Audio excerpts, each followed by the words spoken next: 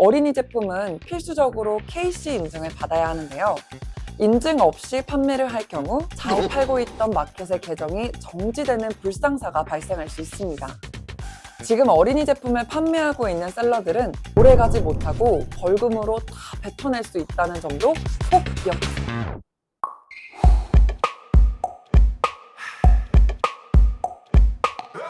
내가 찾은 채널 구대는 구대표. 안녕하세요, 구기자입니다. 이번 시간에는 구독자 대표님들이 가장 많이 질문을 주셨던 내용들을 정리해서 답변 드리는 Q&A 시간을 준비했습니다. 유튜브 댓글이나 네이버 카페, 정보 공유 채팅방에 남겨주신 질문 중 몇 가지를 선별해서 준비해봤습니다. 오늘 내용 외에도 궁금하신 점이 있다면 댓글을 남겨주세요. 하단 고정 댓글에 네이버 카페, 정보 공유 채팅방 링크를 남겨놓을 테니 양질의 정보를 모두 챙겨가시기 바랍니다. 구독, 좋아요, 알림 설정!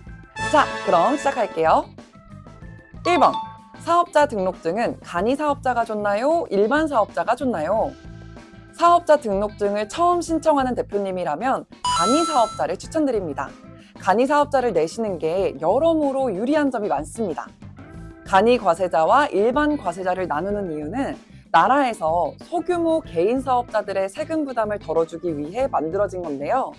영세한 개인 사업자들을 위해서 부가가치세의 일부를 감면해주기 위한 것입니다.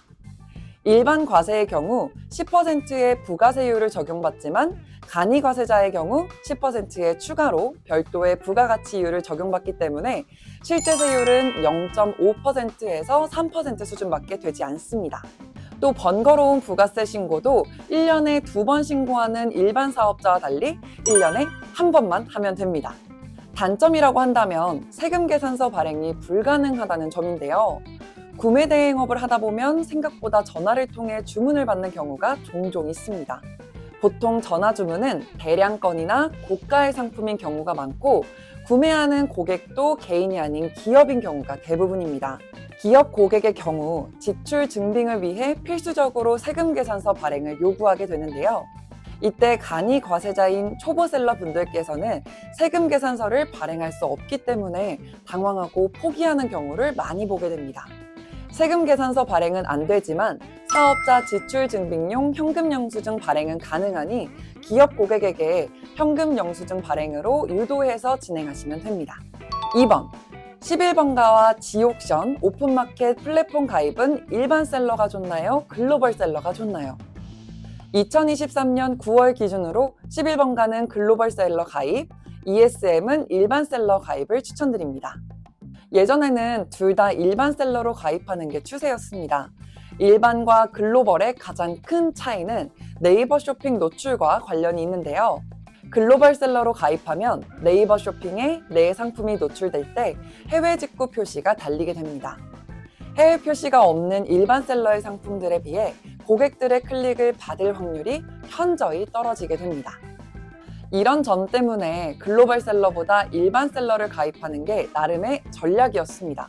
물론 일반 셀러의 경우 통관번호를 따로 받는 등 번거롭고 불편한 점도 많지만 구매로 이어질 확률은 훨씬 높습니다. 현재 11번가의 경우 구매 대행 셀러의 일반 셀러 가입을 제한하는 조치를 강력하게 취하고 있습니다.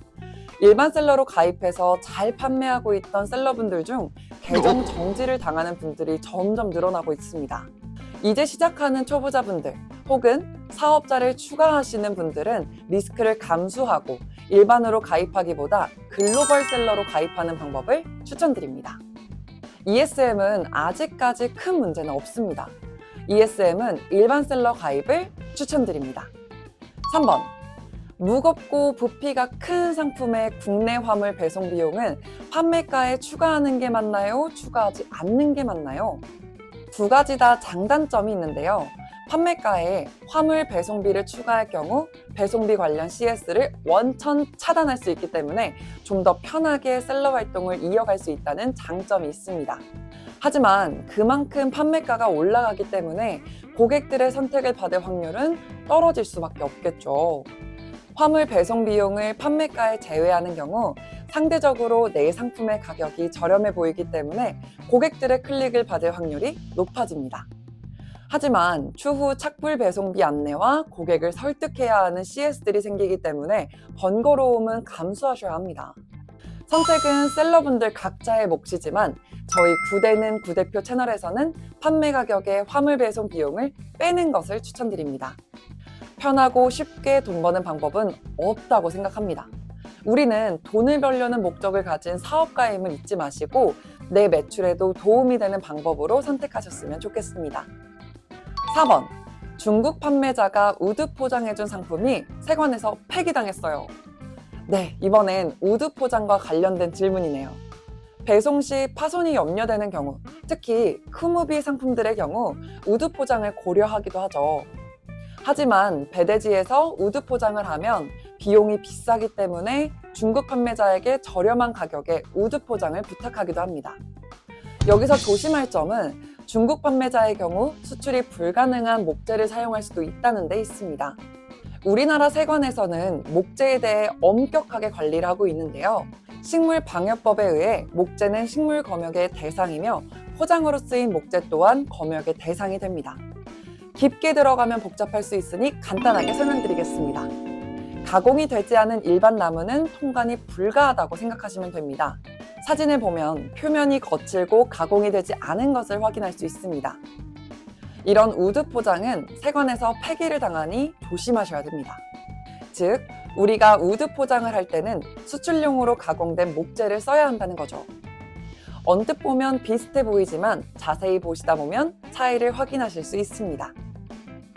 초보자분들이 이 차이를 분간하기는 힘들기 때문에 중국 판매자에게 사진을 요청해서 배대지에 통관이 가능한지 확인하시는 게 가장 좋습니다.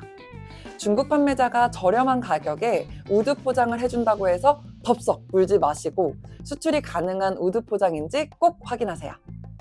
5번, 다른 셀러의 마켓을 보다 보면 어린이가 사용하는 상품들을 종종 보게 됩니다. 이거 팔면 안 되는 거 아닌가요? 네, 결론적으로 어린이 관련 상품은 절대로 판매하시면 안 됩니다. 아무리 개인 사용 목적의 구매 대행이라도 어린이 제품은 필수적으로 KC 인증을 받아야 하는데요. 인증 없이 판매를 할 경우 법적인 책임뿐만 아니라 잘 팔고 있던 마켓의 계정이 정지되는 불상사가 발생할 수 있습니다. 지금 어린이 제품을 판매하고 있는 셀러들은 잠깐의 매출은 있을 수 있겠지만 오래가지 못하고 벌금으로 다 뱉어낼 수 있다는 점도 꼭 기억하세요. 네, 오늘 다룰 내용은 여기까지입니다. 댓글 혹은 네이버 구대는 구대표 카페에 질문을 남겨주시면 답변 드릴 거고요. 많은 분들이 궁금해하실 만한 내용은 오늘처럼 유튜브 컨텐츠로 다루도록 하겠습니다. 감사합니다. 오늘도 주문 많이 받는 하루 되세요. 신규 주문